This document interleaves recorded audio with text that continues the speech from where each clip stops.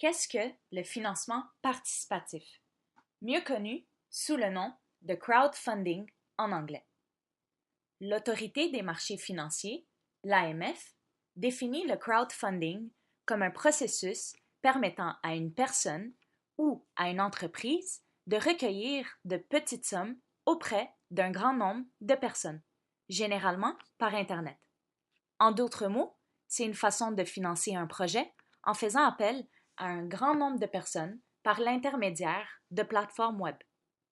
L'objectif est de réunir des fonds suffisants pour réaliser un projet précis. Vous avez sûrement déjà entendu le célèbre proverbe "L'union fait la force". Eh bien, c'est sur ce principe que le crowdfunding s'appuie.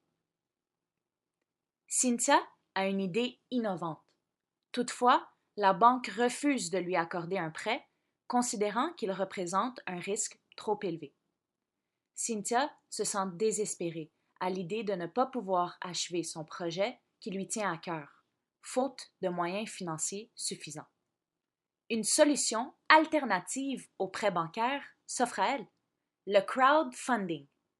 Au lieu de s'adresser à un intermédiaire, comme les établissements de crédit, pour obtenir des prêts, c'est-à-dire d'avoir recours au financement indirect, aussi appelé financement intermédiaire, elle peut obtenir les fonds dont elle a besoin en s'adressant directement aux gens qui ont de l'argent à lui fournir.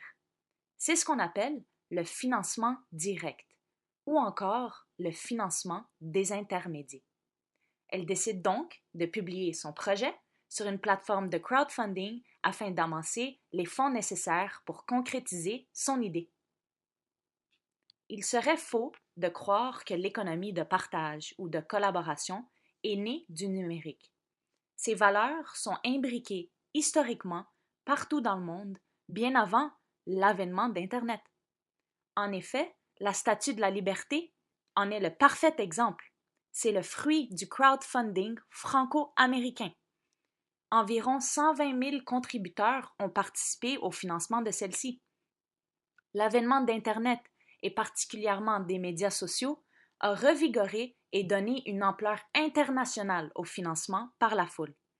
Une étude menée par The Crowd Data Center montre que la collecte du crowdfunding est en croissance exponentielle. En effet, juste pour l'année 2015 au Canada, on constate une hausse de 15% des contributions par rapport à 2014. En 2015, l'investissement total par le biais du crowdfunding s'élève à environ 40 millions de dollars. Maintenant que vous savez en quoi consiste le crowdfunding, il serait pertinent de vous présenter les 4 modèles de financement participatif. Le premier, et le plus répandu, est le modèle reposant sur les dons. Ce modèle consiste à recueillir des sommes auprès de donateurs sans contrepartie concrète en vue de réaliser un projet ou de fonder une entreprise. Le deuxième est le modèle reposant sur les récompenses, qui consiste à recueillir des sommes auprès de donateurs en contrepartie de récompenses ou d'avantages.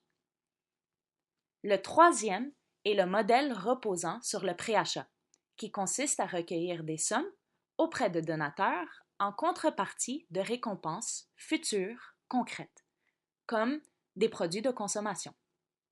Et finalement, le quatrième est le modèle reposant sur les titres, aussi appelé Equity Crowdfunding. Il consiste à investir dans un émetteur et son entreprise en contrepartie de titres de l'émetteur qui sont souvent des titres de capitaux propres, mais qui peuvent être de d'autres types, notamment des titres de créances.